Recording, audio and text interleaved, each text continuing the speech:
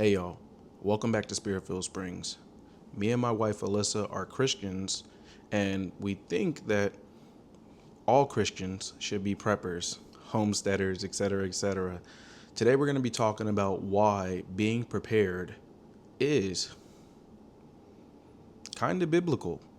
Now, a lot of people say, hey, if you're prepping, doesn't that mean you don't really trust the Lord? You're hoarding all this stuff. But today I want to take a closer look at some scripture and determine maybe it's more biblical than you think. So let's jump into it. I wrote a little script because I don't want to ramble, as you can already tell.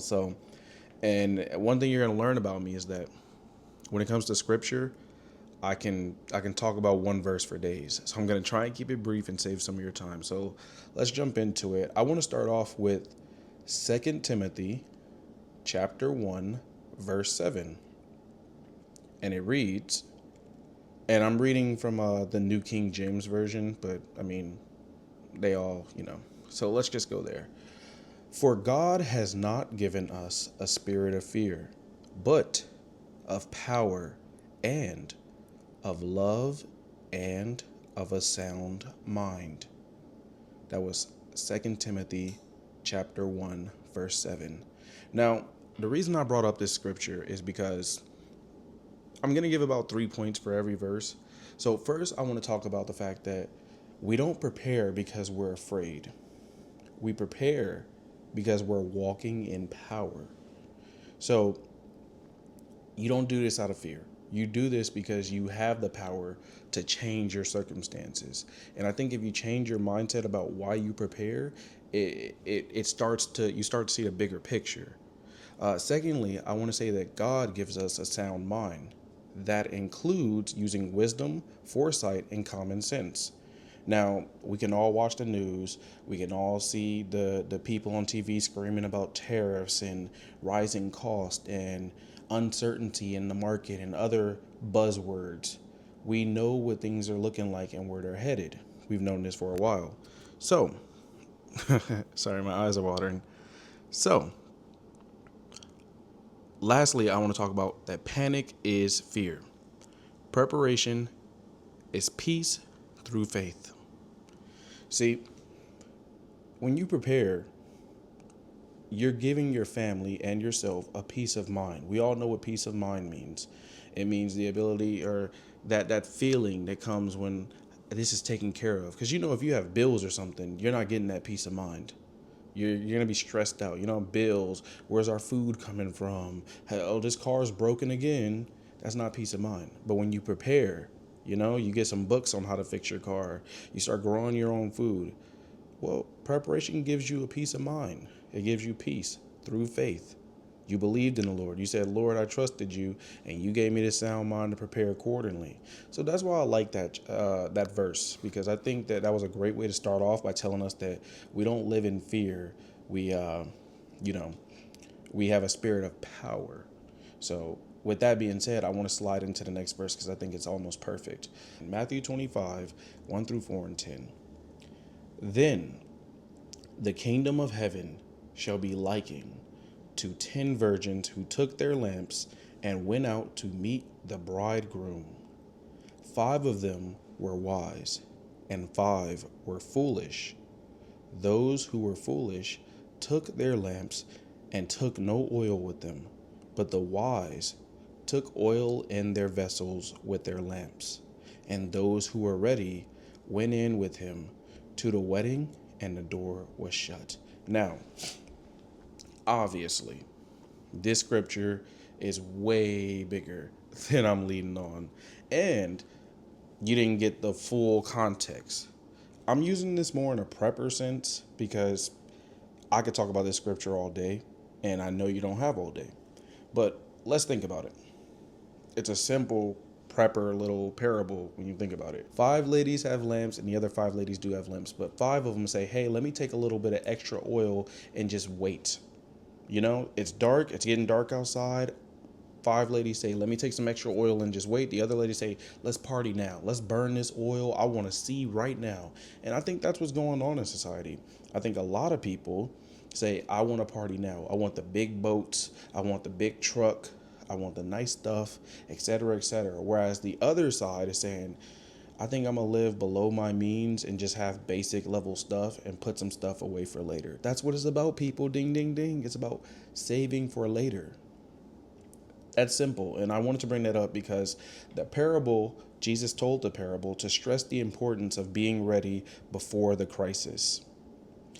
The wise women had oil in advance. They didn't rely on the others to save them. Now, you didn't see in this scripture, I could have brought up the full scripture, but I'm trying to be brief. You didn't see that the other ladies, the five virgins, the five ladies who didn't, they burned their oil, they go to the other ladies and say, hey, share some of that oil. You still got some of that oil? So that's the point. People are going to come to you and be like, hey, man, you still got some of that food? You got some? And that's a whole different video. Those who prepared were the ones who were welcomed when the time came. Now again, this scripture goes way beyond just basic level prepping, but we can get into that another time. Let's move on. Basically, it's not just spiritual, it's a kingdom principle. Don't wait, be ready. Genesis 41. Now I want to move on to Genesis 41. We're going to be reading verse 35 through 36. And this is my favorite character in the Bible besides Jesus. I don't think that has to be said. Everybody loves Jesus. But I'm saying for normal men, Joseph is my favorite character in the Bible. I think, well, maybe one of, but I really love Joseph. I think he was awesome. So let's read this. And let them gather all the food of those good years that are coming, and store up grain under the authority of Pharaoh. Then that food shall be as a reserve for the land for 7 years of famine, which shall be in the lands of Egypt, that the land may not perish during the famine. Now it's very, very brief, very straight to the point. God gave Joseph a warning, and Joseph followed through with a plan. Egypt prepared during the good years so they could survive the bad ones. Their obedience saved lives, not just their own, but others too. See, preparation can be a calling and a way to serve, protect, and bless others. God honors faithful planning. See, wisdom in the Bible is one of those things that people prayed for, people were blessed with. Any fool can sit by and just indulge and eat and consume, but it takes a wise person to stop, think, and say, you know what? I think let's put some of this stuff away for later. While everybody's out there partying, let's put some of this stuff away for later. Let's just lay low.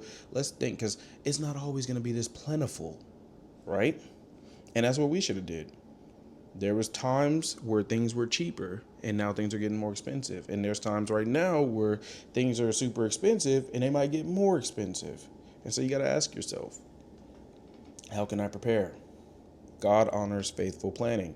And lastly, I want to go to Luke, words of the Most High Son again. We're going to go to Luke 14:28. That is going to be Luke chapter 14, verse 28 through 29. So check this out. For which of you, intending to build a tower, does not sit down first and count the cost, whether he has enough to finish it, lest after he has laid the foundation and is not able to finish, all who see it begin to mock him. Now, this is very simple. Check this out. If you're building a building and you literally have a budget of like 10,000 and the foundation for a decent sized building would be like 2,000, but you say, you know what? I want to build the most grandest, and you start laying this massive foundation down that costs $9,999, and you have $1 left after this huge foundation is built. You know, that's like the bottom level of a building or of a house or something. Just the foundation, what you have to start with before you build it up. How embarrassing would that be? Now, this isn't the sad part about this is, it's not, oh, you don't want to be laughed at. That's not what he's saying. Jesus says that planning ahead is wise and responsible. We can all agree with that. He says that counting the cost shows intentionality, not fear, but faith in action. See, a good steward knows what's coming and prepares to finish the work. Whether it's prepping your pantry, your homestead, or your spiritual life, you don't guess. You plan. And that's my message. See, prepping is biblical because we don't sit here and just say, I hope I'm okay. I hope the government helps me out. I hope. See, hope only gets you so far. This is the real life. This is the real world. The Lord gave you a brain and he intends for you to use it. And there's nothing wrong with a little bit of prepping. Now, I'm not saying there's a level of hoarding, like, oh, the world's going to end. I need everything. But there's a level of saying, hey, I have a child who has this condition. Maybe I should store some of these because you never know when the store isn't going to have some of these, you know? And that's all it is. You have a kid with allergic reactions. Why don't you have EpiPens stored away? You should have EpiPens everywhere. I got a video coming up called Why Everybody Has a Little Bit of Prepper, and we're going to talk about that later. But everybody should be preparing. You do it all the time. So I want to say, to close this out, what does the Bible say exactly about being prepared? What we discussed, it tells us to use wisdom, to think ahead, and to be spiritually and practically ready. See, prepping is biblical when it's done in faith, not fear. This isn't about hoarding or panic. It's about stewardship, obedience, and love for our families and communities. Let's be like Joseph, the wise virgins, and the man who counts the costs. Remember the building? Let's walk in power, not fear, and get ready in Jesus' name. What scripture has helped you see the importance of being prepared? Drop it in the comments. I'd love to hear from you. If this video blessed you, please consider liking it. Subscribe to the channel maybe even, and share it with someone who's wrestling with this topic. I got more stuff like this coming soon, so if you liked it, good news. Until next time, stay ready, stay rooted, and God bless y'all. I'm out. Shalom.